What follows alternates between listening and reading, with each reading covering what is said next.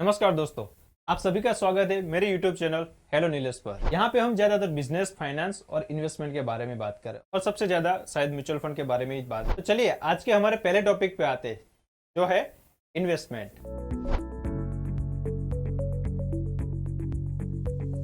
Investment ये शब्द हमने कहीं ना कहीं पे सुना ही होगा, हमारे दोस्तों के साथ, हमारे कलीग्स के साथ या फिर हमारे वडील के साथ कहीं ना कहीं पे हमने ये शब्द सुना ही होगा और ज्यादातर हमें इसकी समझ भी है। लेकिन हम आज ये इन्वेस्टमेंट पर्टिकुलरली होता क्या है उसके बारे में थोड़ा सा डीप नॉलेज हम लेने का ट्राई करेंगे हम। तो चलिए एक छोटे से एग्जांपल से हम स्टार्ट करते हैं। मान लीजिए आज आपके पास 1 लाख रुपए है। अब आप इसका क्या करेंगे उस पर डिपेंड रहेगा। मान लीजिए किसी एक पर्सन ने उसी 1 लाख रुपए को अपने बैंक में लॉकर में रख दिया है या फिर अपने घर की तिजोरी में रख दिया है, ये समझ के कि ये पैसा मुझे भविष्य में कहीं ना कहीं पे काम में आएगा। अब ये जो पैसा है 10 साल बाद यानी कि 2034 में 1 लाख रुपए तो होंगे, वो हम खुश भी हो जाएंगे कि वाह हमारे पास 1 लाख रुपए है। लेकिन जब हम बाजार में कुछ लेने जाएंगे तब हमें पता चलेगा कि ये जो 1 लाख है उसकी उतनी वैल्यू नहीं है जो 10 साल पहले यानी कि 2024 में थी। यानी कि हमारी महंगाई बढ़ गई है, इन्फ्लेशन बढ़ गया और अब 1 लाख रुपए जो है उसकी कीमत तो 1 लाख रुपए है लेकिन उसकी इतनी वैल्यू नहीं है।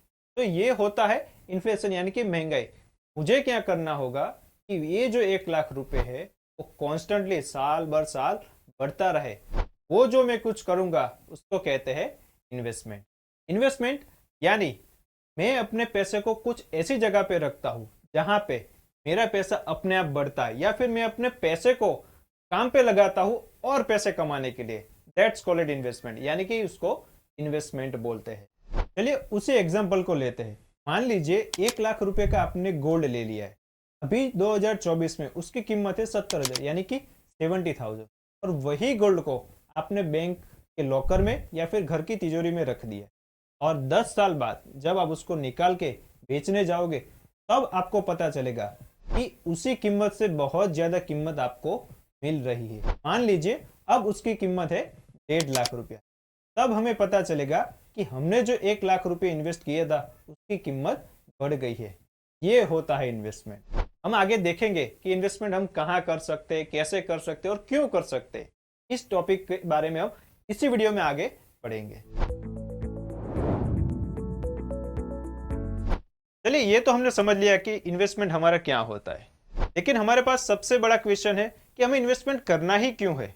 तो उसके मोटे मोटे 4 रीजंस जो है, बहुत सारे वैसे तो रीजन है लेकिन मोटे मोटे 4 रीजंस है जो हम समझने का ट्राई करेंगे। तो सबसे पहला है महंगाई को बीट करने यानी कि इन्फ्लेशन को बीट करने के लिए। अब देखिए दिन प्रतिदिन जो भी चीज है उसके दाम बढ़ रहे हैं। अगर हमने अपना पैसा अपने पास खुद रखा तो वो तो बढ़ने वाला है नहीं। हमें क्या करना पड़ेगा, उसी पैसे को कहीं ऐसी जगह रखना पड़ेगा जो टाइम टू टाइम बढ़ता रहे। यानी कि महंगाई भी बढ़ेगी लेकिन हमारा पैसा जो है उसकी प्राइस भी बढ़ेगी। ठीक है, तो इसको बोलते हैं इन्फ्लेशन। समझ लीजिए कि हमारे महंगाई है जो अभी है वो 4% है, तो उसी 1 लाख रुपए की कीमत 1 साल के बाद 96,000 हो जाएंगे यानी कि 4,000 रुपीज जो है वो कम हो जाएंगे। तो हमें एटलीस्ट 4% यानी कि 4,000 रुपए तो अगले साल कमाने ही होंगे उसी 1 लाख पे। दूसरा है ज्यादा पैसा कमाने के लिए। आप समझ लीजिए आप अच्छी सी नौकरी करते हैं, अच्छा से कमा भी लेते हैं, अब आपके पास थोड़े पैसे ज्यादा है तो आप क्या करोगे कि उसी पैसे को वहीं पे नहीं रखेंगे, उसी पैसे को और पैसा ज्यादा कमाए उसके लिए हम कहीं पे इन्वेस्ट करेंगे यानी कि निवेश करेंगे। वो कहीं भी हो सकता है, वो आगे हम देखेंगे कहाँ कहाँ पे हम निवेश कर सकते हैं। तीसरा है फाइनेंशियल फ्रीडम। ये जो शब्द है फाइनेंशियल फ्रीडम वो लास्ट 3 या 4 साल यानी कि कोविड के बाद बहुत ही अच्छे से स्प्रेड हुआ। अब सभी को अवेयरनेस भी आ रही है कि फाइनेंशियल फ्रीडम होनी चाहिए, यानी कि आपको पैसे की चिंता कम से कम हो। यानी कि सर्वाइवल के लिए अब समझ ले कि आपके जॉब चली जाते हैं या फिर आपको कुछ अच्छा बिजनेस करना है तो आपके लिए कुछ बैकअप अमाउंट होनी चाहिए। यानी कि अगर मैं रिटायरमेंट के लिए कुछ पैसे प्लान कर रहा हूं तो मेरे लिए इन्वेस्टमेंट बहुत जरूरी। या फिर मेरा बच्चा आज से 10 साल बाद कॉलेज में आने वाला या उसकी शादी है तो मैं उसके लिए अभी से इन्वेस्टमेंट करना स्टार्ट कर रहा हूँ। That's called financial freedom.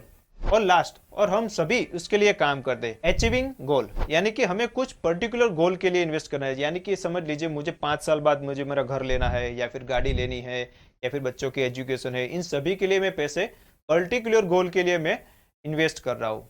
तो ये सारी जो चीज़ें, इसके बाद भी बहुत सारे बेनिफिट्स है इन्वेस्टमेंट करने के लिए या फिर उसके रीजंस है, लेकिन ये मोटा मोटी 4 जो रीजन है वो ज़्यादातर उसमें रहते हैं।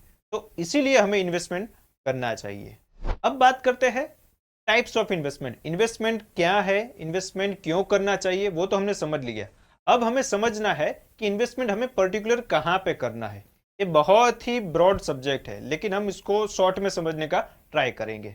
अब देखिए, बहुत सारे इन्वेस्टमेंट के लिए ऑप्शंस है, उसमें से जो मेजर है और अच्छे से रिटर्न कमा के दे रहे वो है पहला वाला लैंड। अगर आपके पास बहुत सारे ज़्यादा यानी कि 50 लाख, 1 करोड़, 2 करोड़, 5 करोड़ जितना इन्वेस्टमेंट यानी कि कॉर्पस है, तो आप ज़्यादातर लैंड्स में यानी कि कोई फार्म है या प्लॉट है वहाँ पे कर सकते हैं, वो जो अच्छा रिटर्न शॉर्ट टाइम में कमा के देता है। दूसरा है रियल एस्टेट। रियल एस्टेट मतलब अगर आपके पास 50 लाख, 1 करोड़, 2 करोड़ जितने पैसे है, तो आप क्या कर पाओगे कि आपने कहीं पे शॉप ले लिया है या फिर कहीं पे ऑफिस ले ली, और ज़्यादातर कम पैसे है तो कहीं पे मकान ले ही दिया हमने।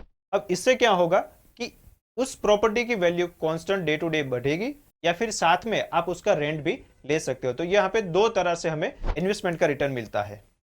तीसरा है स्टॉक मार्केट।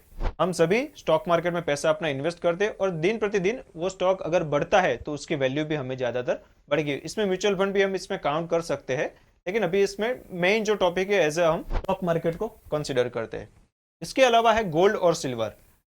सबसे पुराना और मम्मी का सबसे समझ लीजिए फेवरेट है गोल्ड। हम क्या करते हैं कि जो भी पैसा अगर ज़्यादा है हमारे पास तो उसको ज़्यादातर गोल्ड में इन्वेस्ट कर देते हैं, ज्वेलरी भी ले लेते हैं। वैसे ज्वेलरी में इन्वेस्टमेंट मैं नहीं समझता हूँ, लेकिन ये ज़्यादातर हम भारतीयों का ही समझ लीजिए, गोल्ड या सिल्वर में हम ज़्यादातर इन्वेस्ट करते हैं। उसके बाद आता है गवर्नमेंट बॉन्ड्स, कॉर्पोरेट बॉन्ड्स, जहाँ पे हम मोटा मोटी 7 या 8% का रिटर्न हम कमा सकते हैं। उसके बाद लास्ट में आता है एफडी, फिक्स डिपॉजिट बैंक में भी, जो भी हमारा पुराना ट्रेडिशन जो है इन्वेस्टमेंट का वो हम ज़्यादातर देखते हैं। उसके बाद बहुत सारे हैं, जैसे पोस्ट में भी इन्वेस्ट कर सकते हैं, सेविंग बैंक अकाउंट्स में भी रख सकते हैं, लेकिन ये मेजरली हम यहाँ पे सबसे ज़्यादा रिटर्न देने वाले जो भी टाइप्स है उसी पे हम देखते हैं। ठीक है, तो ये सारी थे टाइप्स ऑफ इन्वेस्टमेंट। आशा करता हूँ आज के वीडियो में आपने टाइप्स ऑफ इन्वेस्टमेंट है, what is investment, why investment अच्छे से समझा होगा। That's it for today, see you next time. जय हिंद।